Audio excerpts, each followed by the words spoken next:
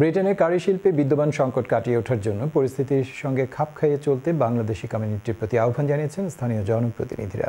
বাংলাদেশি রেস্টুরেন্টের খাবারের গুণগত মান নিয়ে প্রশংসায় পঞ্চমুখ ব্রিটিশ এমপি মাইক রিডার। নর্থহ্যাম্পটনে একটি রেস্টুরেন্ট পরিদর্শনকালে তিনি এমন মন্তব্য করেন। এ সময় তিনি রেস্টুরেন্টের শেফের হাতে সার্টিফিকেটও তুলে দেন। বিস্তারিত জানাচ্ছেন নর্থহ্যাম্পটন প্রতিনিধি এহসানুল ইসলাম চৌধুরী শামীম। ব্রিটেনে দীর্ঘদিন ধরে রেস্টুরেন্ট ব্যবসা বাংলাদেশিদের দখলে।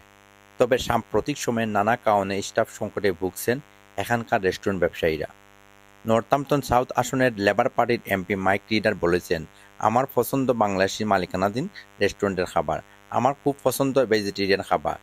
সম্প্রতি বিসিএ আয়োজিত কারি অ্যাওয়ার্ডে chef of the year East Midland award অর্জন করলেন সাফরান রেস্টুরেন্টের শেফ আব্দুল হাই।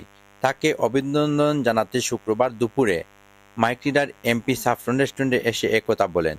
তিনি আব্দুল হাইয়ের কুকিং দেখেন, তার হাতের রান্না খেয়ে খুবই প্রশংসা করেন। শেফ আব্দুল হাইকে অভিনন্দন জানিয়ে তার হাতে সার্টিফিকেট তুলে দেন Mike Reader MP. There is not a town in the UK that hasn't benefited from the Bangladeshi community being here in England, and places like Saffron provide such a great place for the community to meet.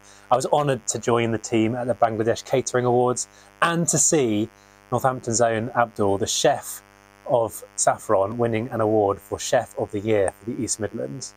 I think it's really important that we recognise the talent that's in the Bangladeshi community and the impact they're making positively on Northampton. Mike Reader MP Saffron রেস্টুরেন্টে আসায় তাকে অভিনন্দন জানান রেস্টুরেন্টের মালিক নাইজ ইসলাম।